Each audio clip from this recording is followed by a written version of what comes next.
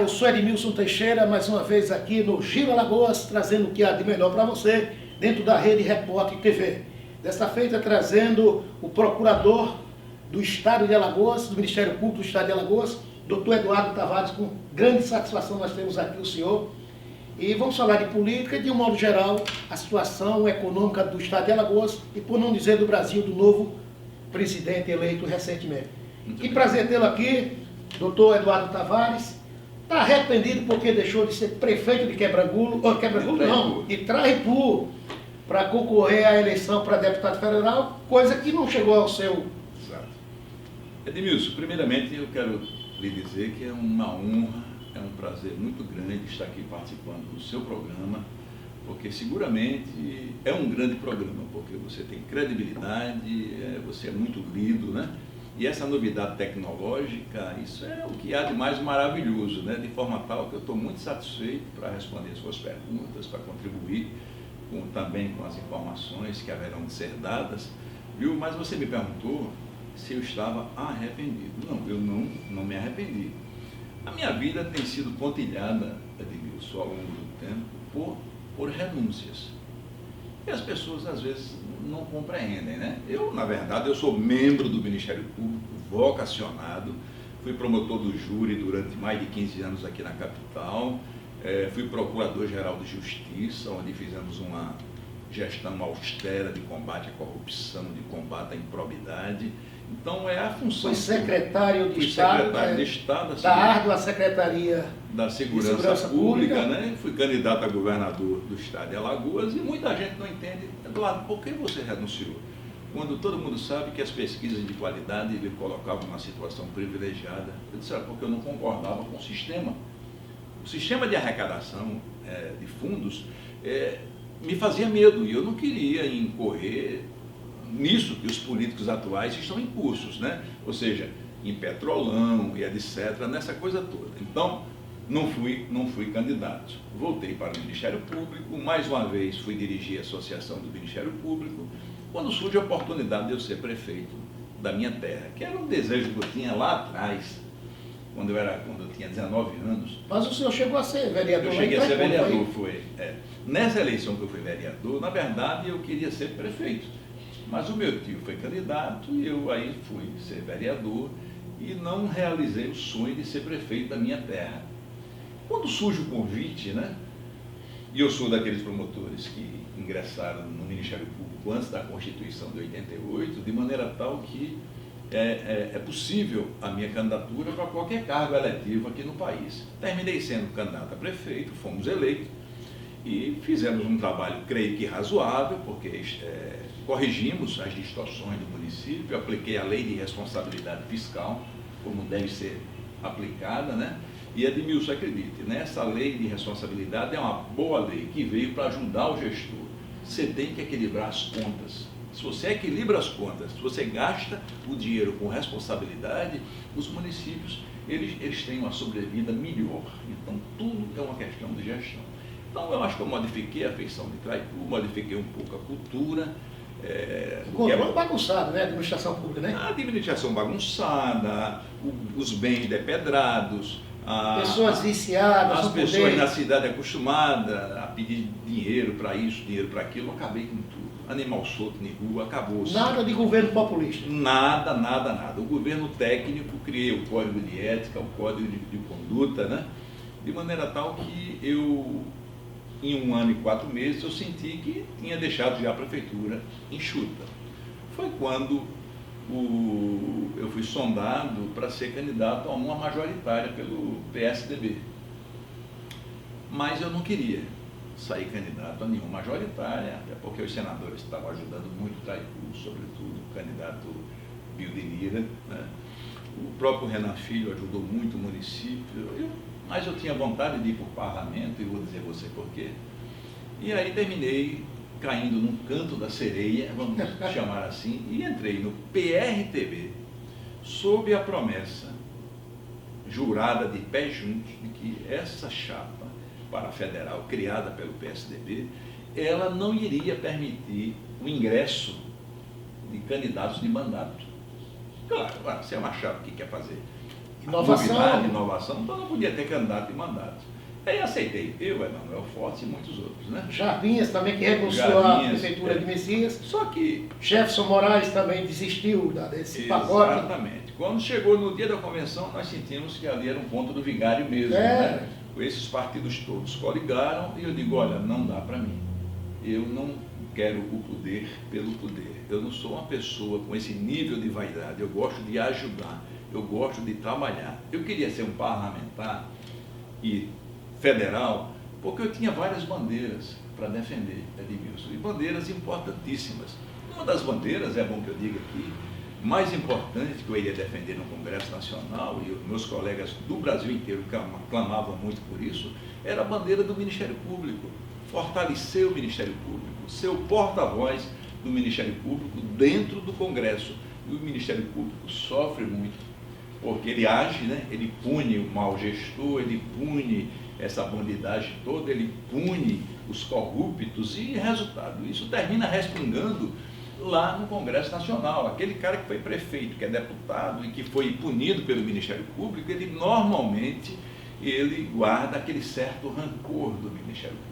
E eu acho que tendo lá um parlamentar, então para entrar com a emenda supressiva, para entrar com uma proposta, enfim, para entrar com um projeto de lei que beneficiasse a classe, a categoria toda, né, do Ministério Público, era muito importante essa minha eleição. E esse era o primeiro ponto, né? Defesa intransigente do Ministério Público, que, digo a você, é o órgão de mais credibilidade no Brasil, é o Ministério Público, que é a grande esperança, lhe digo, ainda hoje, da grande massa, do povo sofrido do Brasil, que tem como defensor o Ministério Público. Essa era a primeira bandeira. A minha segunda bandeira era a defesa do Rio São Francisco, Edmilson. Eu nasci ali na beira daquele rio e estudo aquele rio como estudei para me formar. Então, estudo profundamente. Eu tenho um blog onde ele já foi lido no mundo inteiro, né? E eu falo do rio desde o descobrimento até os dias atuais, desde a nascente lá em São Roque de Minas até a Foz, aqui em Piaçaba-do-Sul. E eu sei que o rio está morrendo, né? Porque as pessoas não sabem da gravidade do problema, né? Ora, o mundo todo, o mundo tem,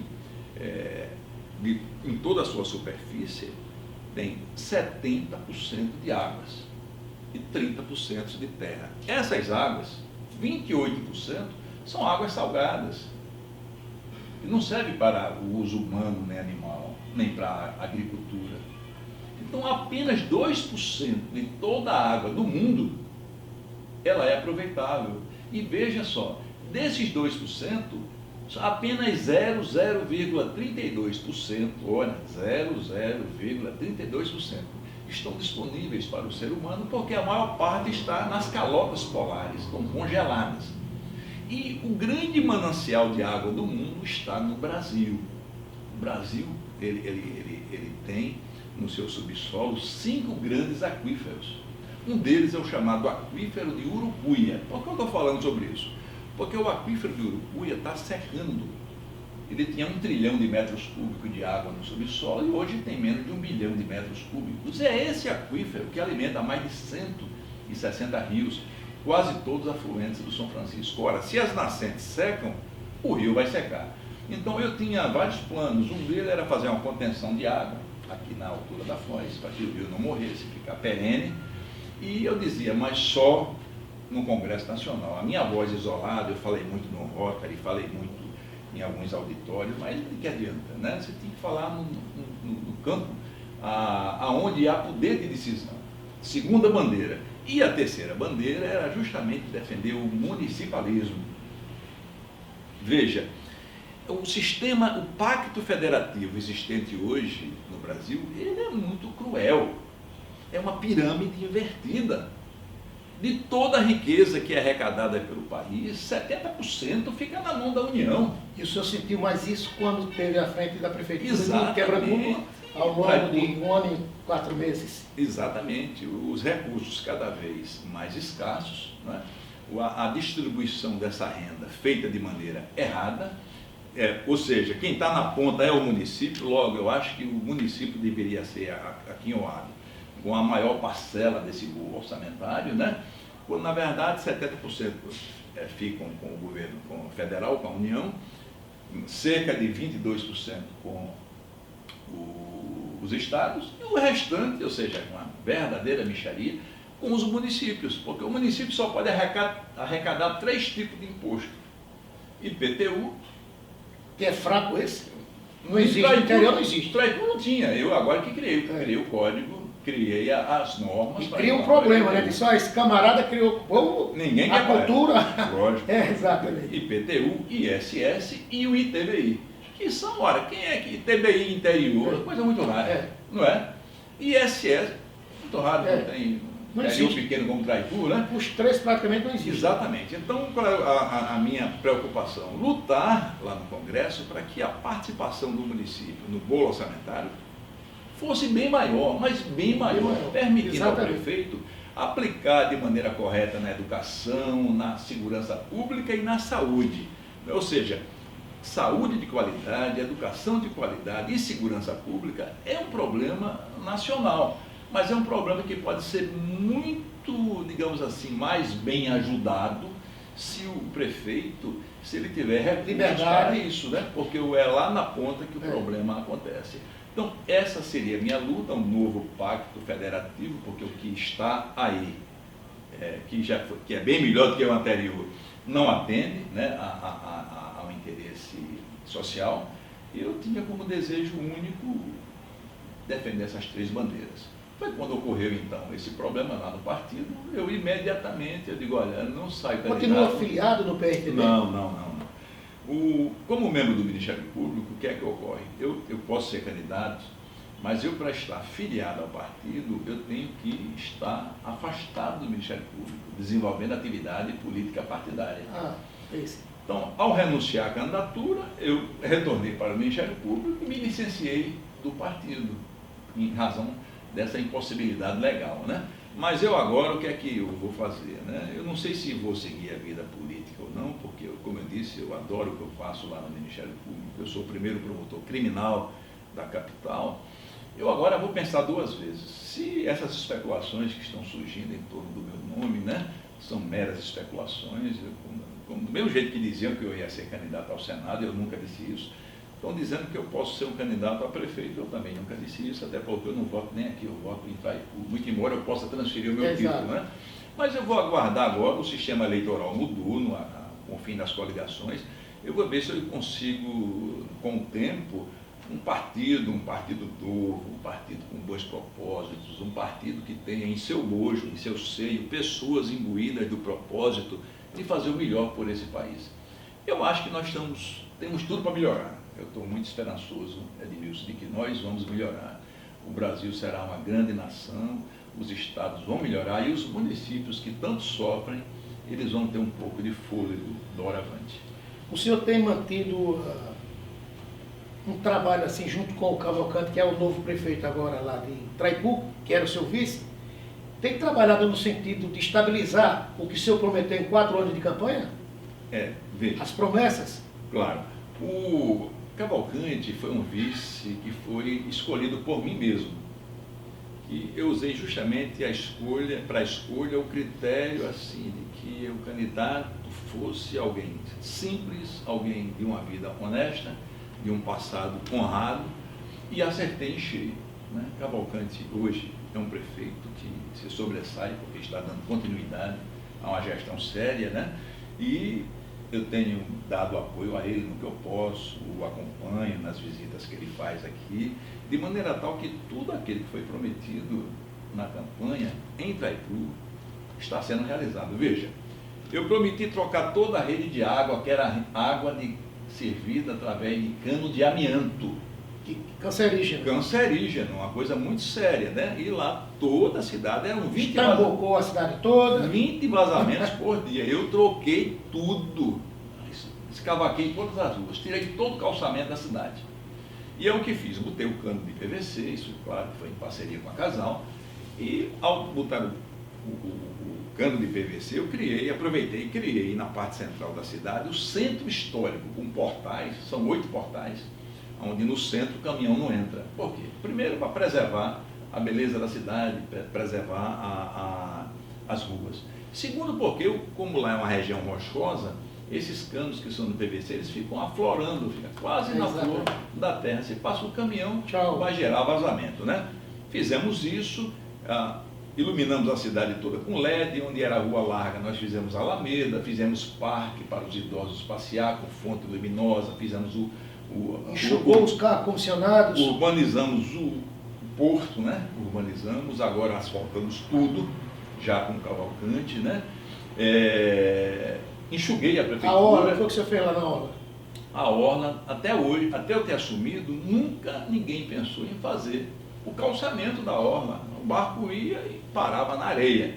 Hoje o barco chega lá, a lancha, a embarcação, para na rua de paralelepípedo, com cimento armado, entendeu? Então, está tudo urbanizado, muito embora nós vamos agora começar a fazer o trabalho da recuperação total da orla de Traipu, que já é linda. Então, tudo isso aí está sendo feito, né? Escola de qualidade, merenda de qualidade, acabamos com o Toma Lá da Cá, não existe isso. Eu fui vereador, Edmilson, que eu passei 1 ano e 4 meses, fui um vereador, fui um prefeito que não tinha um vereador. Para dizer que não tinha um vereador, eu tinha um vereador que eu convoquei para ser meu secretário de obras, o Genivaldo Rosa. Aí o suplente dele era o vereador com quem eu contava, para levar mensagem para a Câmara. Eu não contava com nenhum vereador, muito embora a Câmara não tenha me dado trabalho. Os projetos que eu mandava eram aprovados, os vereadores comigo se comportaram dentro de um critério, digamos assim, de seriedade, e jamais me foi pedido qualquer tipo de coisa errada, mas eu tinha avisado, não tem Toma Lá da Cá. É prefeitura, Câmara é Câmara, cada um faz o seu serviço, a Câmara fiscaliza, nós executamos, e assim foi feito, né? E eu criei o Código de Ética, o Código de Conduta do município, né? Enfim, o município tomou outra cara, o município é outro município, então eu me sinto realizado, porque foi um ciclo, né, que se fechou, apesar de eu ter renunciado, digamos, bem antes do tempo, mas é o que eu digo, para quem não tem, eu não sou tão apegado assim ao poder, e a minha função no Ministério Público é muito importante, né? O povo aceitou bem a sua renúncia como prefeito? Veja, eu fui um prefeito naturalmente impopular durante os primeiros meses de mandato, justamente, não é brincadeira você chegar na prefeitura e fazer uma demissão em massa, né? Foi o meu primeiro ato.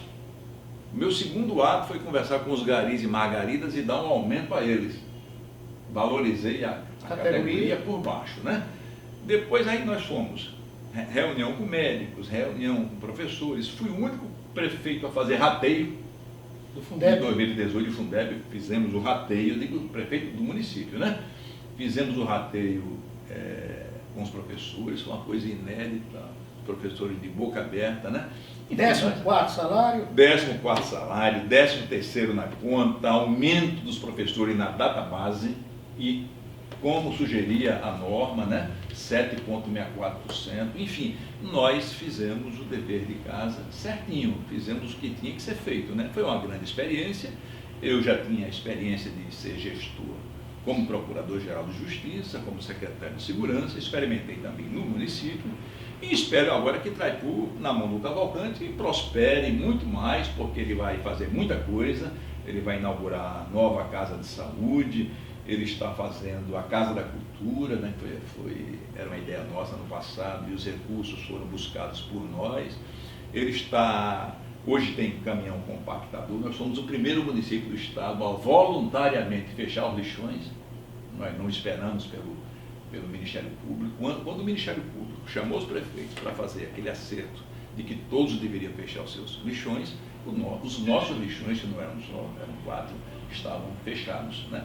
Nós fizemos um trabalho razoável. Mas o lixão hoje está se mantendo com a cooperativa ali da região do Agreste? Não, é individual. Vocês não, nós no temos, princípio, queria individualizar. Nós fechamos o lixão, transformamos o lixão numa área arborizada, criamos um espaço para o depósito do lixo, né? É como se fosse uma área de transbordo, né? Sei. E ali os caminhões, 2 caminhões, 2 vezes por semana, nós temos um compactador conseguido pelo senador Benedito de Lira. E esse compactador foi uma maravilha. Nós tínhamos um outro, mas era locado. Agora esse é nosso mesmo, né? Esse compactador abastece as caçambas que levam todo o lixo para Craíbas, para o Conagreste, né? Exatamente. Que é o nosso consórcio. Problema resolvido. Então, Traipu não tem problema de lixo. É uma coisa que não existe. Esperança para o senhor à frente do Ministério Público? Volta, ainda sonha chegar ao topo? Não, não. Veja, quando você passa... Eu no Ministério Público, Edmilson, eu fui tudo. Não é brincadeira, eu fui 7 vezes presidente da Associação do Ministério Público de Alagoas. Eu tive a oportunidade de ser vice-presidente do Colégio de Procuradores Gerais do Brasil, como fui também vice-presidente da Confederação Nacional do Ministério Público do Brasil. Eu exerci todos os cargos que existem lá no Ministério Público, criei a Ouvidoria Geral, eu fui o primeiro ouvidor geral do Ministério Público, né? Enfim, e fui 2 vezes procurador-geral, onde nós, todo mundo sabe, estabelecemos uma linha de conduta de combate absoluto à corrupção, de combate à improbidade e investimos muito em infraestrutura. Claro e evidente que depois de mim chegou o Sérgio Jucá, grande procurador-geral, excelente, e agora temos lá um gigante que é o Alfredo Gaspar Mendonça, um amigo irmão, uma pessoa que vocacionada pela sua habilidade para a política, mas vocacionada, sobretudo, para o exercício de um cargo importante, como é o Ministério Público, porque ele combateu muito o crime organizado, ele foi chefe do GECOP, ele foi secretário de Segurança Pública. Hoje o Ministério Público está de vento em popa, né? Então, de sorte tal que eu não pretendo, em princípio, concorrer a nada no Ministério Público, porque é uma categoria com tanta gente boa, eu acho que é preciso que outras pessoas passem por essa experiência de dirigir a sua instituição, né? Então não me passa, nesse momento, na minha cabeça, o desejo de ser candidato a nada no Ministério Público. Ser procurador de justiça já está de bom tamanho para mim. Eu sou procurador-geral, aliás, eu sou procurador de justiça, faço parte do Conselho Superior do Ministério Público, me contento muito com o meu trabalho com muita alegria, eu tenho uma equipe muito boa comigo e estou me sentindo muito feliz. Essas especulações políticas, eu analiso tudo isso aí com muita satisfação, porque sempre que alguém lembra do meu nome, eu acho que é fruto justamente de um passado limpo, de um passado decente. Eu acho que para muita gente eu represento também talvez assim, uma luzinha no final do túnel, no sentido de ajudar a melhorar esse Estado, que, diga-se de passagem, acho que o Estado de Alagoas está muito bem governado, é um pensamento pessoal, eu tenho percebido isso. O governador Renan Filho, para mim, está de parabéns, é um jovem, mas um jovem responsável. Então, eu estou apenas aguardando que as coisas aconteçam, né? Acho que ainda tenho, não vou dizer que tenho juventude, mas ainda tenho idade para prestar muito serviço à minha terra. E o meu propósito não é outro. Eu estou na terra para servir. Eu estou aqui para trabalhar. A minha missão é ajudar os mais necessitados, os mais carentes, né? A minha missão é abraçar esse povo sofrido. A minha missão é praticar o bem. E eu acho que esse é o papel do homem aqui na terra, né? E eu fazendo isso, eu já sou um homem realizado. Eu vou dizer como o Bolsonaro diz, né? Eu já estou no lucro, né? Exato. Eu já estou no lucro, Edmilson. Eu já fiz tanta coisa na minha vida, tanta coisa boa, né? Eu, quando fui secretário de Segurança Pública, não esqueço isso.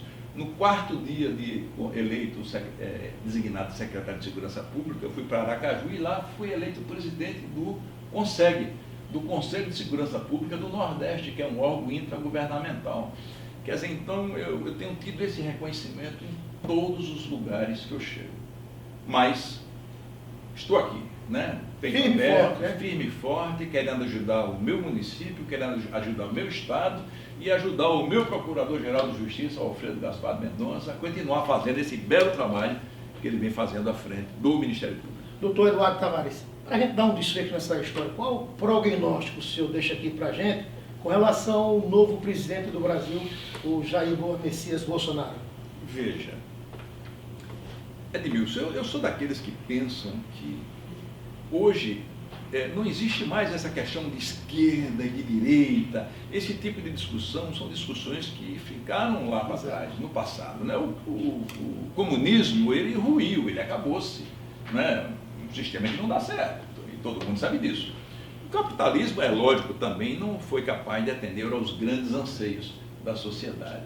Então eu defendo muito aquele sistema de governo que tem como base o Estado mínimo, né? Vamos privatizar o que pesa para o Estado, né? O Estado mínimo, mas um Estado enxuto, um Estado que valoriza a iniciativa privada, mas que investe na educação, que investe na saúde, que investe na segurança pública, né? Então veja bem, como é que eu enxergo o Jair Bolsonaro? Enxergo como alguém que, assim como o presidente Lula tinha suas deficiências, o presidente Bolsonaro tem as suas também, mas eu acho que o que deve nortear os destinos de um homem público são os seus pensamentos, as suas ideias, o seu querer. Eu acho que o Bolsonaro demonstra estar imbuído da vontade de fazer mudanças, e isso é tudo. Ele juntou uma grande equipe em torno dele, e não há razão para que nós tenhamos medo. Mas é a extrema-direita, não existe isso. Acabou-se. Né? Isso não existe. Então eu acredito que boas medidas virão, eu acredito que a corrupção vai cair de maneira drástica. Eu acredito que nós vamos investir mais em educação, mais em saúde, a pobreza vai diminuir nesse país. Tem um ditado, aliás, tem uma frase dita pelo João 23, o grande Papa, né, o famoso pontífice que nós tivemos. Ele dizia: justiça é o novo nome da paz. E ele arrematava: vamos plantar justiça para que nós possamos colher a paz. Então essa justiça social tem que ser distribuída entre nós. Então penso eu que agora, de maneira, essa distribuição ocorrendo de maneira correta, nós vamos ter um Estado mais igualitário, nós vamos ter um fosso muito menor entre a pobreza e a elite, né? Infelizmente o Brasil concentra 90% da riqueza na mão de um punhado de pessoas, né? Mas penso que isso vai mudar.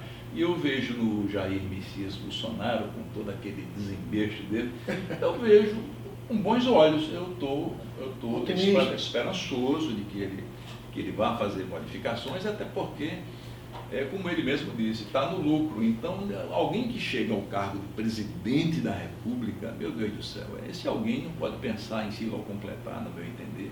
O cara chega ao cargo maior da nação, que legado maior ele vai poder deixar para a posteridade, para a sua família. Já chegou, né, como um carismático, né? Pois é, então ele tem que primar pela honestidade. Exatamente. O grande elemento ético da conduta do servidor público ou do agente político, hoje, chama-se honestidade.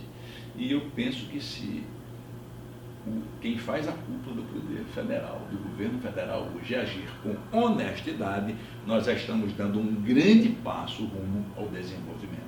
Doutor Eduardo, muito obrigado pela sua oportunidade de estar conosco aqui, por essa presença brilhante, maravilhosa, uma pessoa decente como o senhor, que eu tenho tanta admiração. Muito obrigado. Viu? E vamos esperar que as coisas aconteçam, né? Edmilson, eu lhe agradeço muito. No Brasil sucesso, no Brasil uma Traipu, uma Alagoas. Isso. Eu lhe agradeço muito essa oportunidade. Eu sou seu leitor, você sabe disso, além de ser o seu fã. Né? Esse programa é um programa hoje de grande visibilidade e foi muito bom que eu aqui falasse, né? Já que está havendo essas especulações, e eu queria deixar como recado à população o seguinte: no momento eu estou no Ministério Público desenvolvendo o meu papel. Se vai acontecer alguma coisa no futuro, se eu vou ser postulante a algum cargo, o futuro vai dizer, mas lhe garanto, se eu for alguma coisa, será com o único propósito de servir a comunidade, de servir a sociedade, servir essa coletividade e contribuir para que esse nosso país ele saia do marasmo, ele cresça, para que o nosso Estado continue evoluindo, continue progredindo. Esse é o meu papel, junto às comunidades e junto aos interesses sociais. E eu vou também torcer por isso. Um forte abraço, a gente volta numa outra oportunidade, aqui no Giro Alagoas.